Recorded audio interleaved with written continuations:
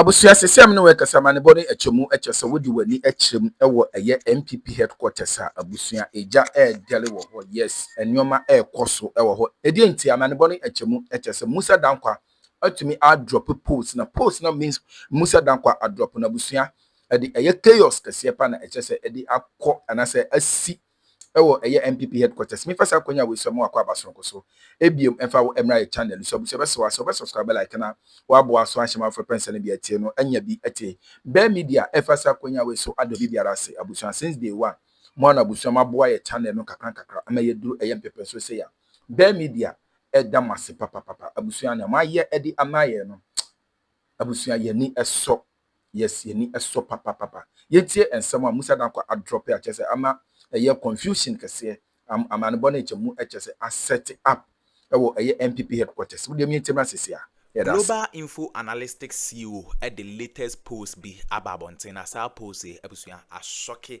one of the political parties nibia enye asem keto akra Musa Danquah a drop latest poll na sa post ya ebusuya wa drop yi or they are shaky and as or they are shocky Npp amanyoko na sisi ano Npp amanyoko no ewo Ghana ha de ebusuya part nagu. Because you see, most of the Ghanaian youth, almost 40 something a year, peoples, could join the NDC. 40 something percent. And I said 40% plus, could join the NDC. Ama you see, NPP numbers so at. Abusia numbers ne so at.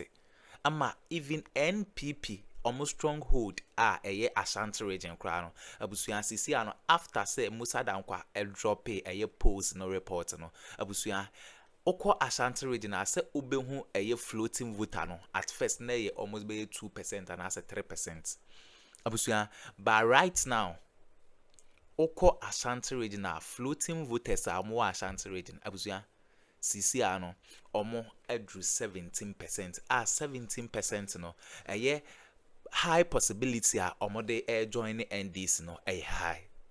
And sisi ano oko Ashanti region abusuan yense momre mom yenko na yenkonkuti Musa Danquah ni post or the ebeto ya unsubscribe ya subscribe na hit on the notification bell so there be any updates be ebe dropping on onso onsa ebeto me akabina Musa Danquah latest post a shocking NPP for me yenko na yenkonkuti ensema Musa Danquah Global Info Analytics or the beto ya medamase.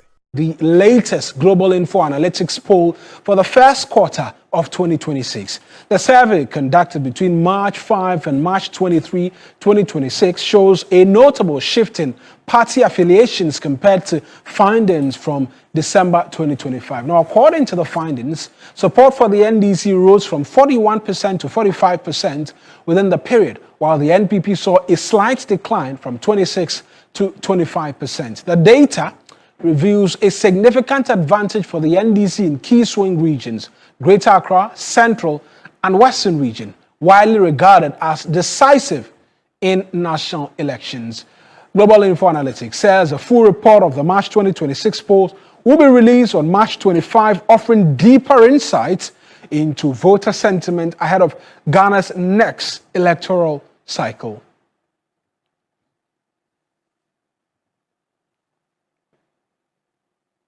Musa Danquah is the Executive Director of Global Info Analytics. Let's go to him for a quick chat in relation to this particular subject matter and what it could mean for both parties as to this latest poll surveying the support of the political parties. Mr. Danquah, I appreciate you joining us this afternoon. How has voter affiliation shifted between the NDC and the NPP between December and March? We're seeing an increase in support base for the NDC and a slight decline for the NPP as well. What could be contributing to this?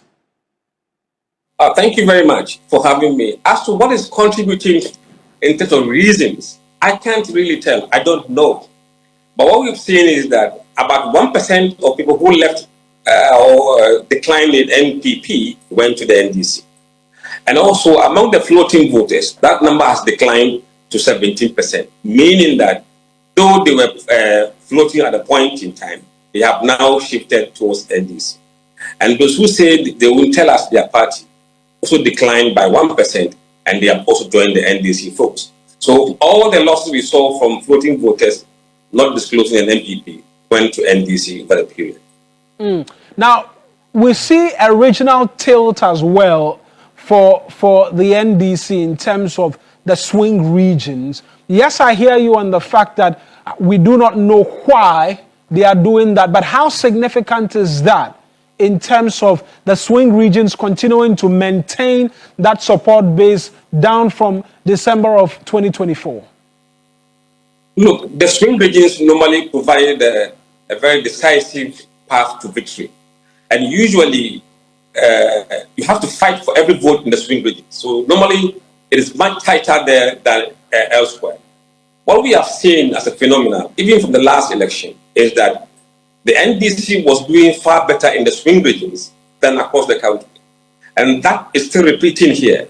If you look at the party affiliation nationally, NDC is 45%, but in the swing regions, they are 53%. MPP is 25% nationally and 24% across the swing regions. This is critical because you need the mass base to win an election.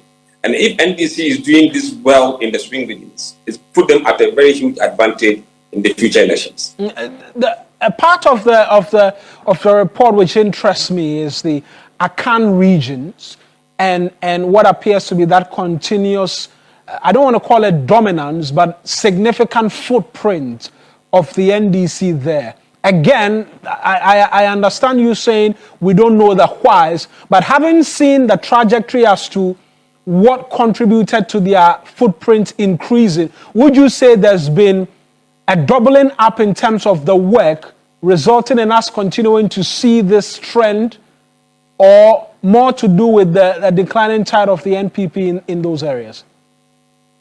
I think if you watch the last election, it pretty much reflects what we are seeing in the poll. The last election, people went and cast their vote without being party affiliates. Now we've seen them move from party A to party B, and I think NDC is enjoying that support.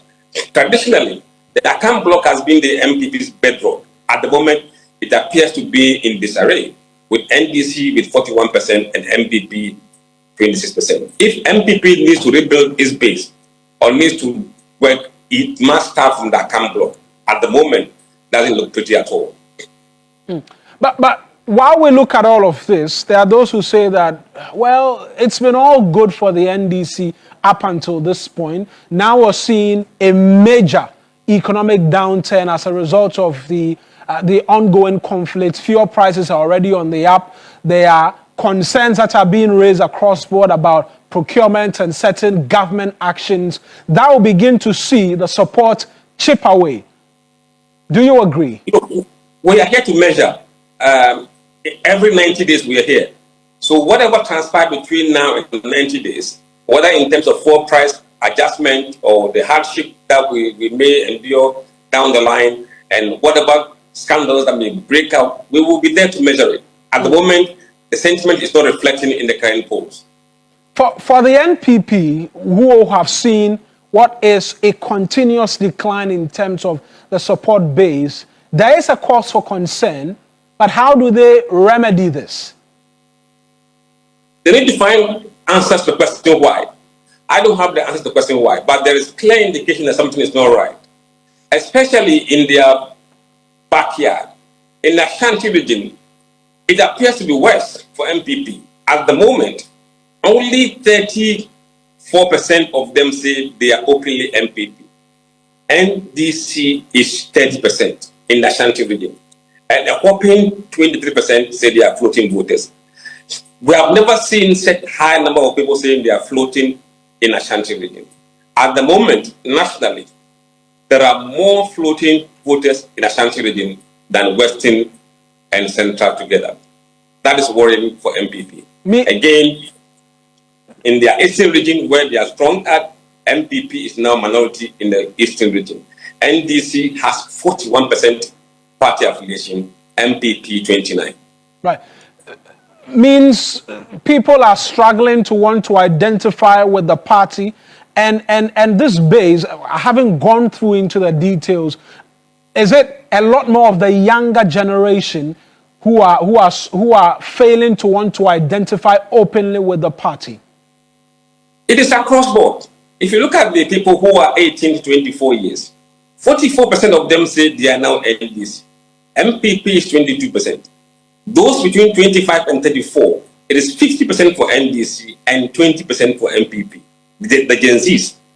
35 to 44, NDC is 43%, MPP 25.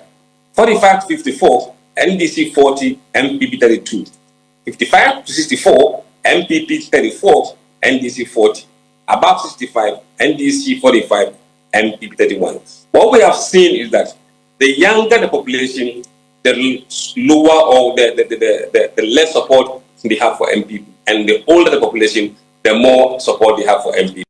So MPP looks to be aging in terms of their voting demography, whereas NDC is younger in terms of demography of people who say they are NDC. Mr. Danquah, I appreciate you speaking to us, and we will be here again. We'll have a conversation pretty soon after the next round of polling, but we appreciate you and the work that you do. That's Musa Danquah, is the Executive Director of Global Info Analytics, speaking to us this afternoon. Now, away from that, the Director General of the National Communications Authority, Reverend Edmond Yurin-Chifianko, has justified the upcoming civil registration exercise, revealing that an audit of existing data uncovered significant inconsistencies. He explained that the decision to proceed with the registration was informed by a preliminary assessment of the database, which exposed gaps in the identity verification. Reverend Edmond Yurin spoke with Kemeni Amano on TV3's Hot Issues. We are saying that we are not convinced that there's a single source of truth for the IDs in there, for the reasons that I earlier outlined. No, but that's a fair question you ask me, right? And my response to that will be, if you do you consider the 81% in facial match a success? I wouldn't want to approach it that way. Okay. It's not a function of success or not. It's about. But we want to know if the data performs. No, it's the integrity of the database. Okay. So you are trying to mitigate risk. Okay, of relying on data that is not. The last time when it was done, the former minister that you referenced cited a case where even her own photo, okay, or her own name had been used to register a SIM. That is not hers, okay, which convinced her that we had to cure this. And I'm telling you that in assessing this one, we took a sample, not the entire, it wasn't a census, it was a sample. And we found that randomly selected sample gave you facial match of 81%. Yeah. You are telling us that was not success, and it tells you that the data. Hang on. That the data you collected has no integrity. You see, I haven't said I'm an engineer. I don't speak in those terms. Okay, I'm just saying that we have found defects. Okay. If you are comfortable that, assuming, I mean, like I said, if we expand the sample size, it could either shrink or expand. I mean, we could end up with 70-30. If you are comfortable that you are not sure about 30% of data, it's okay. If you are comfortable. So I'm saying it's not a function of, it's not a school exam. No, I don't think it's a matter of my comfort. It's a matter of why we think that instead of building on what we have already, we should start afresh. And the Ghanaian people are trying to understand that. And I'm explaining to you that. So there are questions that we are answering. We answered question 1. Right. Even the last time, there was a question 2 that we didn't answer. Correct. And as a result, we have things in the database that we are uncertain of. Okay. To what extent is the current data flawed? I've identified the flaws that are in there. I understand what you're saying. Number one, you tell us we have about 40 million active SIMs in our system. You took a sample of 2.3 million. Yeah. And remember, it's a very small sample. I absolutely understand. So to what extent do you tell us that data is flawed to the extent that we need to do the exercise properly and all over again? I don't know what answer you want, because I've explained to you that the reason I asked for that sampling is because if you want to do an exhaustive test, you have to commit more resources. So this was a simple test just to know. I don't want to just launch into a process with, without having to assess that what other issues with this one or not. And I found that there are issues. I couldn't answer the question that every registration that we have was presented by the people that actually did it, because that verification did not happen. The question the Ghanaian people are also asking is that, is the problem so big enough that we couldn't have worked within the score of 81% and the remaining error-ridden ones? Don't use the word score again. Okay. Oh, I shouldn't? No, if you design an engineering system, you would want a certain threshold. Okay. When we design a network, we have availability levels. We design with numbers of 99%. I mean, because you see, we are talking about millions of numbers. Okay, 1% is a big number. Okay, 1% is a big number. Right. So, and remember, the ultimate objective is to have a database that we can rely on, especially for law enforcement, for our common security. The more there are fraud cases that cannot be solved, the less confidence people have in using digital systems.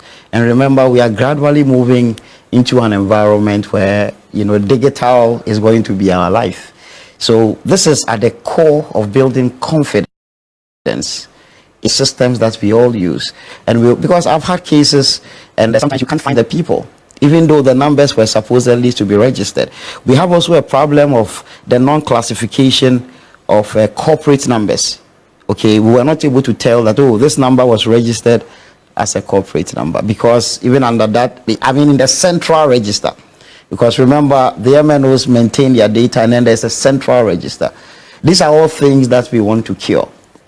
Another thing that we are introducing that wasn't there before, that even if we kept, we didn't intend to replace it, it meant everybody still had to do something, is the introduction of the primary number for people to confirm. Previously, we had an issue of agents and things using other people's IDs to register numbers without their knowledge. Right. There has even been a recent court judgment on this issue, because somebody took an operator and the NCA to court that their privacy was breached because their ID was used to register. And I'm saying, if the liveliness check was not carried out, the person has their photo. And those cases happened. So we can't tell which ones in the current register are those cases. And then now what we want to do is that so you register one number. That's the first time you bring your ID for registration. If it's one number, that will become your default primary number. Okay. Any other number that will be registered with that ID, an OTP will be sent to that primary number for you to confirm that this ID, you will permit this ID to be used for that registration. You get me? Absolutely. So is there not a system that already deals with that currently? The short code where you can put in your details? So that details. One is after the fact. After the fact. That one, you can only check what has already been registered with that ID. And we'll bring you some more stories because Ghana is joining the world to observe